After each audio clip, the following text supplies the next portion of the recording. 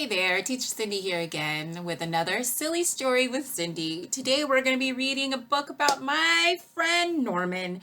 And a Norman is a great big whale. Is that a whale? No! Norman the Slug with the silly shell. And guess what? This book was written and illustrated by Sue Hendra. Oh my goodness, I've never seen a snail with a shell like that. Have you? I wonder what's going to happen in this story.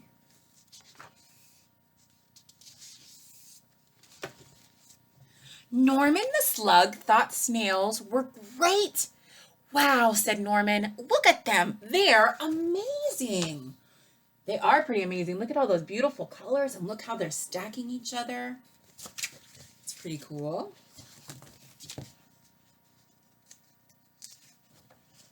But unfortunately, the snails didn't think Norman was great. Uh-oh, look, he jumped and whee! Crash. Uh-oh, he made them all fall down. Norman, you silly slug, they cried. You've spoiled our fun. This only works if you've got a shell. Norman felt left out. Sadly, he sulked off into the moonlight. Look at him. Look how sad he is. Oh, poor Norman.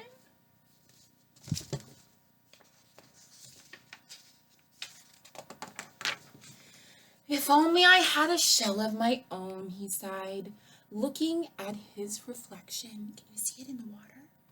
And that's when he had an idea. Maybe I could have a shell after all, he thought. Look, as he was looking in the water at his reflection, he saw the moon. What do you think his idea is? I wonder what he's going to come up with.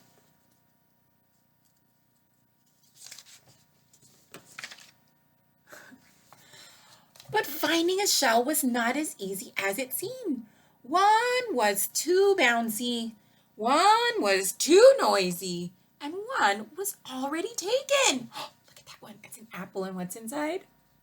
A little worm. Norman needed time to think. Look at, he didn't like the shaking alarm clock, and he didn't like it with the bouncy ball. And of course, he can't have a shell that already has an animal in it, right? I wonder what he's going to come up with. Now this would be my kind of shell if I could have one. Ta-da! A shell!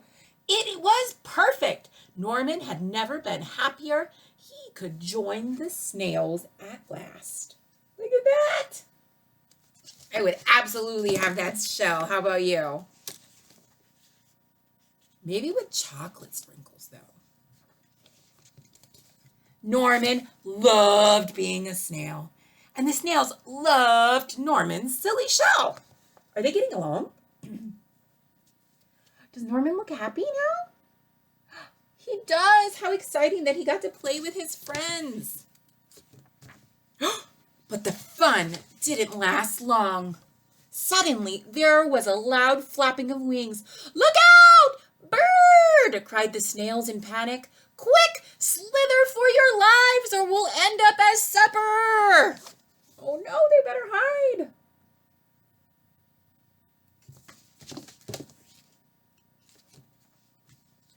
But the bird was more interested in Norman's silly shell. It looked delicious. It does look delicious.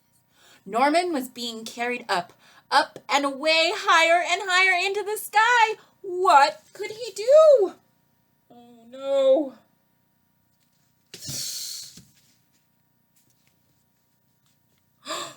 Norman did the only thing a slug could do. He made slime. Lots and lots of it. Can you see it over here? Look at his body made all that slime.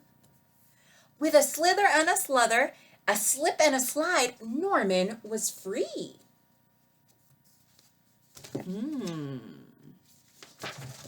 Uh-oh.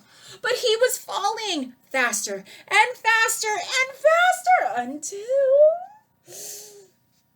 Oh no. Bonk. Norman, are you okay? Asked the snails. You think he's okay? Look at him. He's right there. Wow, said Norman. That was great. I love flying.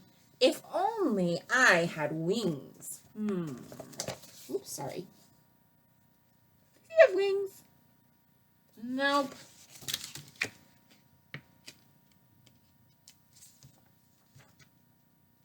That Norman, though, he never gives up. Ta-da! What did he do? Look at that. He turned underpants into wings. That's so silly.